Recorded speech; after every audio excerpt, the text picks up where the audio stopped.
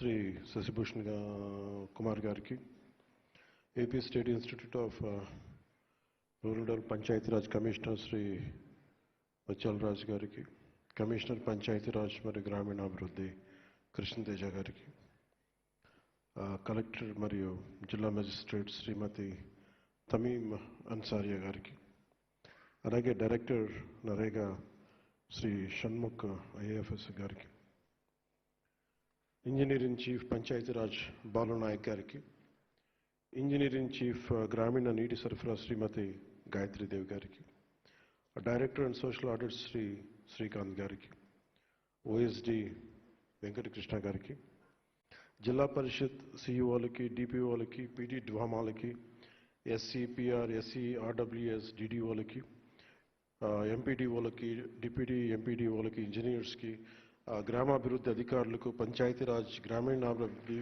Engineering విభాగం, గ్రామీణ నీటి సరఫరా విభాగం సిబ్బందికి, అలాగే మీ అందరికీ నా హృదయపూర్వక నమస్కారాలు. మీ అందరికీ మనస్ఫూర్తిగా మీకు స్వాగతం పలుకుతూ ఉన్నాను. అలాగే మన ప్రోగ్రామ్ని కవర్ చేయడానికి వచ్చిన మీడియా మిత్రులకి, వారికి, national and state print and electronic media మిత్రులందరికీ కూడా అందరి తరపున నేను హృదయపూర్వక మమ్మల్ని ఆహ్వానిస్తూ నమస్కారాలు తెలియజేసుకుంటాను. నేను దాదాపు మనకి సంవత్సరం 6 months అబౌవ్ ఉంది మన గవర్నమెంట్ ఫామ్ అయి. నేను ఛార్జ్ తీసుకున్నప్పుడు ఏ శాఖ అనేది తీసుకోవాలనుకున్నప్పుడు పల్లె నిజంగా మన దేశానికి వెన్నెముక. అందుకని అలాంటి పంచాయతీ రాజ్ని నేను ఒక ఆన్ పర్పస్ ఆప్ట్ చేసుకున్నాను.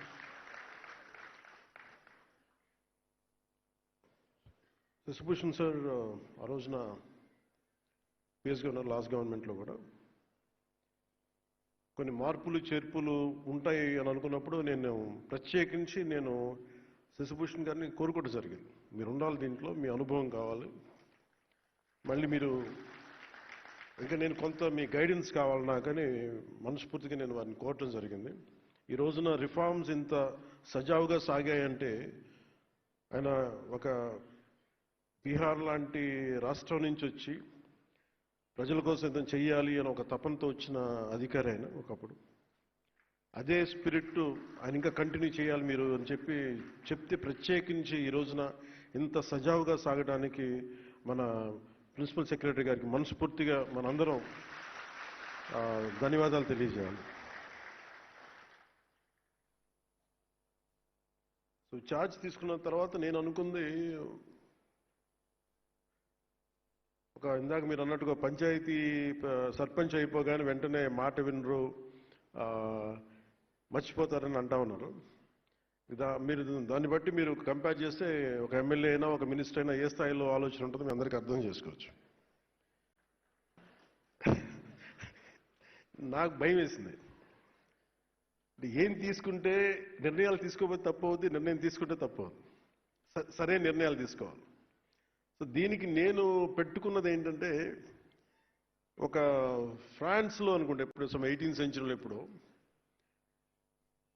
చాలామంది ఒక పారిశ్రామిక అంటే వ్యాపారస్తులు అందరూ కూర్చొని ఏం చేయాలి, వ్యాపారాలు ఎలా చేయాలి, ఎక్స్పోర్ట్ ఇంపోర్ట్ మీద మాట్లాడుకుంటూ ఉంటే ఆ స్థానికంగా ఉన్న అప్పటి ఫ్రెంచ్ ప్రభుత్వంతో ప్రతినిధి మన ఇండస్ట్రియల్ మినిస్టర్ కూడా వచ్చి నేను మీకు ఏం చేయాలి మీకు అన్నాడు. అని అడిగితే వాళ్ళు లాసఫే అని ఒక పదం వాడారు. దాని అర్థం ఏంటంటే నువ్వేం చేయొద్దు, మమ్మల్ని చెడగొట్టుకుని ఉండి చాలు, నీ పని అసలు మా పని మేము చేసుకుని మమ్మల్ని చెడగొట్టుకుని ఉండి చాలు. సో నేను ఈరోజు చేసింది, నేనేదో మంత్రిగా ప్రమాణ స్వీకారం చేసి డిప్యూటీ సీఎం ప్రమాణ స్వీకారం చేసి నేను నా సొంత తెలివితేటలు నేనేం వాళ్ళ చాలా బలమైన నిబద్ధతతో కూడిన అధికారులు ఉన్నారు. చాలా అసలు రిఫార్మ్స్ కావాలి అని చెప్పి ఆకాంక్షించే వెంకటకృష్ణ గారు లాంటి అధికారులు ఉన్నారు. దీనిని ఆయన అనుభవంతో గైడెన్స్ చేసే ప్రిన్సిపల్ సెక్రటరీ గారు ఉన్నారు, శశిభూషణ్ గారు. దీనిని ప్రాక్టికల్గా కేరళ నుంచి వచ్చి అక్కడ మన పంచాయతీరాజ్ వ్యవస్థ ఎంత బలంగా వీళ్ళు అనుకున్నదో మనకు తెలుసు. ఆ అనుభవం ఇక్కడ మన కృష్ణతేజ గారి ద్వారా, కమిషనర్ గారి ద్వారా రావడం. సో నేను జనరల్గా ఏం చెప్తారంటే, నేను వచ్చినప్పుడు గతంలో ఎలా ఉండేదని అడిగాను, చాలా రివ్యూస్ చేశాను. చేస్తే వాళ్ళు ఏం చెప్పేవాళ్ళు అంటే, ప్రతిసారి మైక్ చిన్న బ్లాక్ మైక్ ఉండిపోయింది.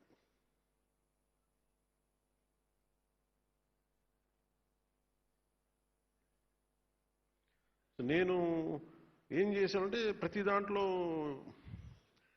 ట్రాన్స్పరెన్సీ లేదండి. ఒకటి రాగానే ఇందాక మీరు అడిగినట్టుగా మనకి ఈ టెంపరీగా కూర్చొని అవుట్సోర్సింగ్ ఎంప్లాయీస్ నా దృష్టికి వచ్చింది, మాకు జీతాలు రావట్లేదని.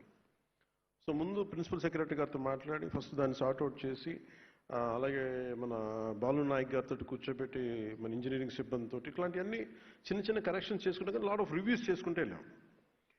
సో మేజర్గా అంటే మా ఉద్దేశం, దీని ముఖ్య ఉద్దేశం ఏంటి అంటే, ఒకటి నేను ప్రభుత్వ అధికారులు మన ఉద్యోగం గురించి నేను ఎందుకు ఆలోచించగలింత బలంగా అంటే, నా తండ్రి ఒక ప్రభుత్వ ఉద్యోగి.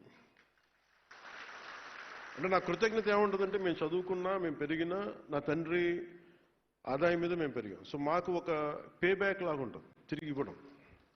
సో నేను ఎలా ఇవ్వగలను తిరిగి? ఒకటి మనం సమాజానికి చేసేది, ప్రజలకు చేసేదితో పాటు ఈ ఆంధ్రప్రదేశ్ రాష్ట్ర ప్రభుత్వ ఉద్యోగులకి నాకు సంబంధించిన శాఖ వరకు నేను ఏదైనా చేయగలను అనేది ఇప్పుడు ఒకటి ఉండేది. సో దాంట్లో వెంకటకృష్ణ గారితో మాట్లాడినా, మన కృష్ణతేజ గారితో మాట్లాడినా చాలా సందర్భాల్లో ఏమున్నాయి మేజర్గా అంటే, చాలాసార్లు ఉద్యోగులు నా దగ్గరికి రావటం ఇవన్నీ చూసి నేను ఏం చేయగలం మనకి అంటే, చాలా రిఫార్మ్స్ బాకీ ఉండిపోయినాయి అన్న. సో దీన్ని శశిభూషణ్ గారి దృష్టికి తీసుకెళ్ళి చాలాసార్లు దాని మీద మాట్లాడి ఫైనల్గా మేము ఏమనుకున్నామంటే, ఇంపాక్ట్ఫుల్గా పనిచేయాలి అంటే, నేను ఏ మనిషి అయినా సరే సగటు మనిషి ఏం కోరుకుంటాడంటే, ఎక్కడో ఉన్న స్థాయి నుంచి నేను ఏదో ఒక మెట్టి ఎదగాలనుకున్నాను. ఎక్కడేసిన గొంగలు అక్కడేలా, ఎట్లా అయితే నేను ప్రారంభించానో అక్కడే 20 సంవత్సరాలు, నా బిడ్డ పుట్టినప్పుడు నాకు అదే ఉండి, నా బిడ్డ పెళ్ళవుతున్నా కానీ నేను అక్కడే ఉండిపోయాను అనే మాట, ఇవన్నీ మనం తరచుగా వింటూ ఉంటాం. ఇది ఎందుకు ప్రమోషన్ అనేది ఎందుకు ఇంత బలంగా నేను పట్టుకుని కూర్చున్నానంటే, మన ప్రజలకి మాట ఇచ్చాం. ఇది ఒక పొలిటికల్ స్పీచ్గా నేను చెప్పట్లేదు, కానీ ఒక successive governments continuity of governance, అలాగే ప్రీవియస్ గవర్నమెంట్లో రోడ్స్ కానీ ఇన్ఫ్రాస్ట్రక్చర్ కానీ డెవలప్ చేయలేదు.